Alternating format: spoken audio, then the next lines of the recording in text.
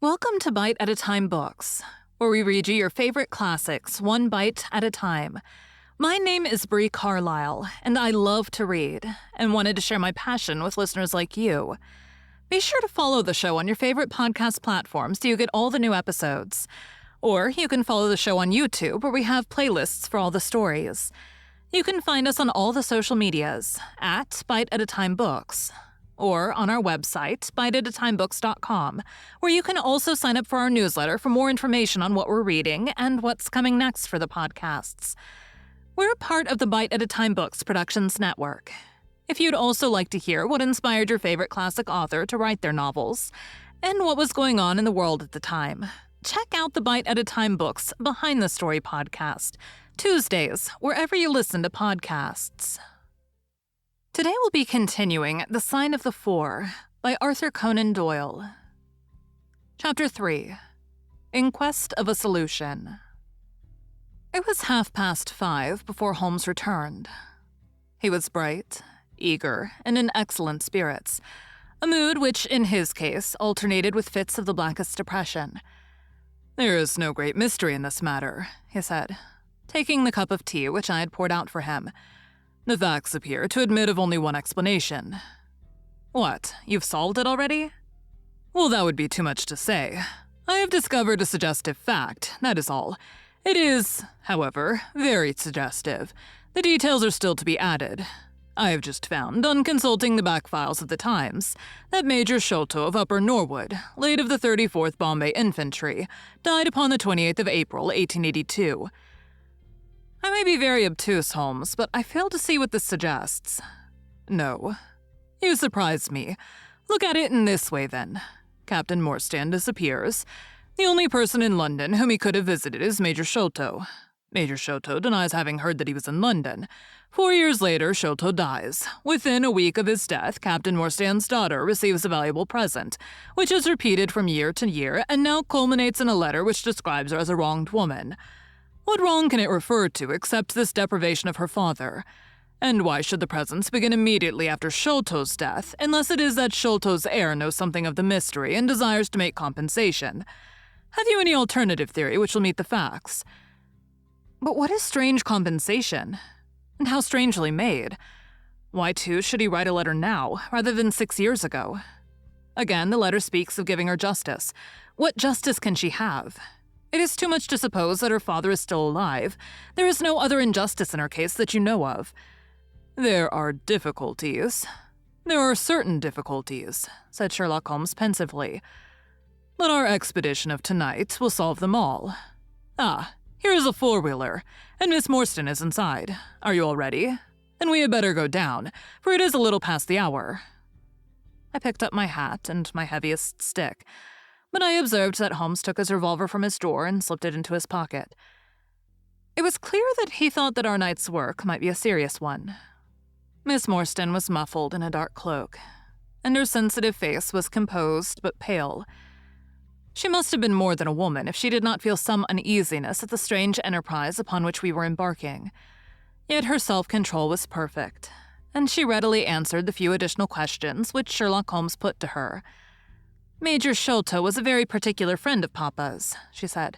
"His letters were full of allusions to the Major. He and Papa were in command of the troops at the Andaman Islands, so they were thrown a great deal together. By the way, a curious paper was found in Papa's desk which no one could understand. I don't suppose that it is of the slightest importance, but I thought you might care to see it, so I brought it with me. It is here." Holmes unfolded the paper carefully and smoothed it out upon his knee.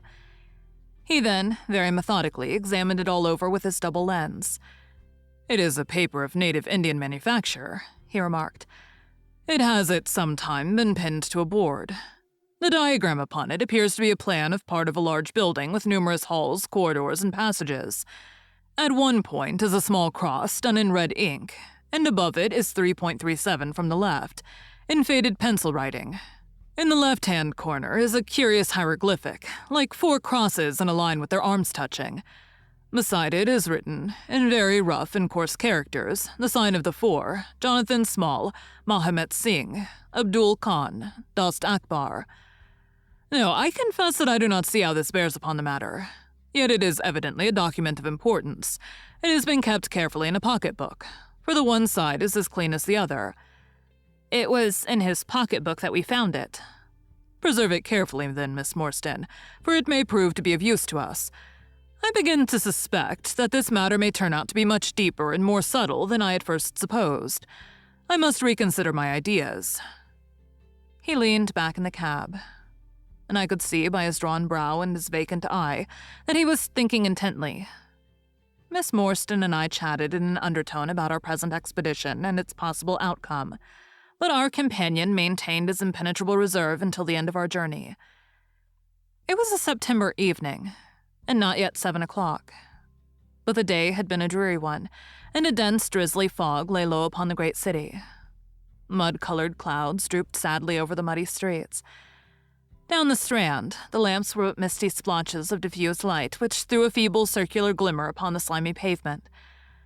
The yellow glare from the shop windows streamed out into the steamy, vaporous air and threw a murky, shifting radiance across the crowded thoroughfare.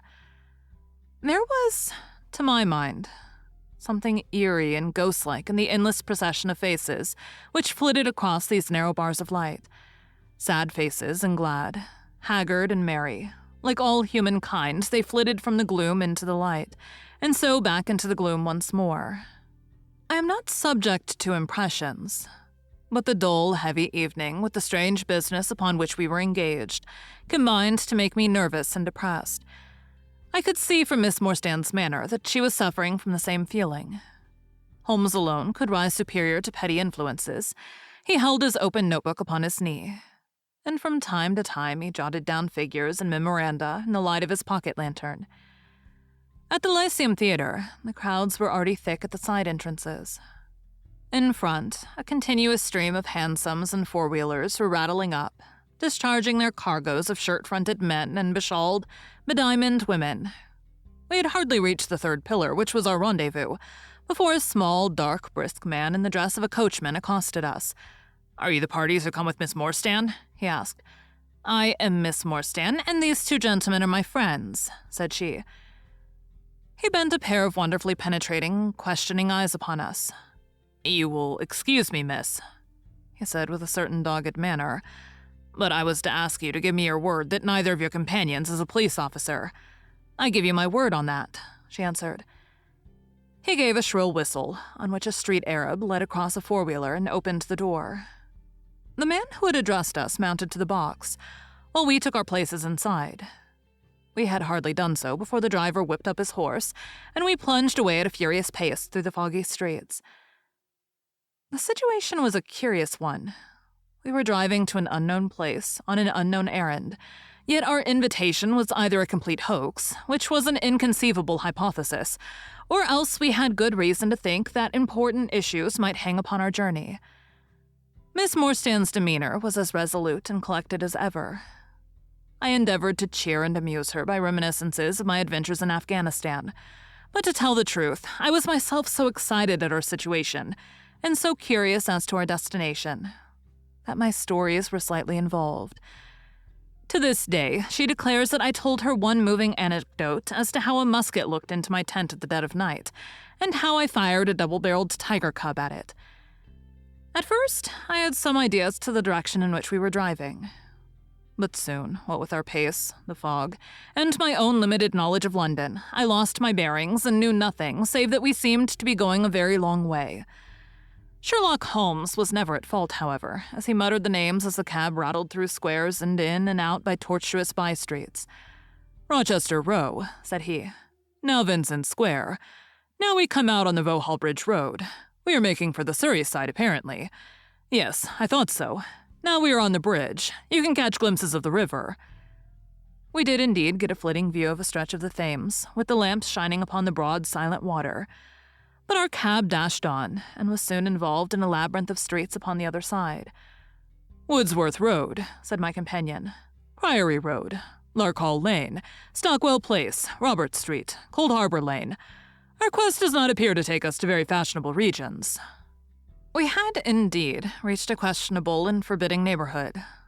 Long lines of dull brick houses were only relieved by the coarse glare and tawdry brilliancy of public houses at the corner. Then came rows of two-storied villas, each with a fronting of miniature garden, and then again interminable lines of new staring brick buildings. The monster tentacles which the giant city was throwing out into the country. At last, the cab drew up at the third house in a new terrace. None of the other houses were inhabited, and that at which we stopped was as dark as its neighbors, save for a single glimmer in the kitchen window. On our knocking, however, the door was instantly thrown open by a Hindu servant clad in a yellow turban, white loose-fitting clothes, and a yellow sash. There was something strangely incongruous in this oriental figure, framed in the commonplace doorway of a third-rate suburban dwelling house. "The Sahib awaits you," said he. And even as he spoke, there came a high piping voice from some inner room. "Show them in to me, Kit Mutgar," it cried. "Show them straight in to me." Thank you for joining Bite at a Time Books today, while we read a bite of one of your favorite classics. Again, my name is Bree Carlile, and I hope you come back tomorrow for the next bite of The Sign of the Four. If you enjoyed our show, be sure to follow us so you get all the new episodes. We would also love for you to drop us a rating on your favorite podcast platform. You can catch us on all the social medias at Bite at a Time Books, or check out our website, biteatatimebooks.com, where you can sign up for our newsletter. Our show is part of the Bite at a Time Books Productions Network.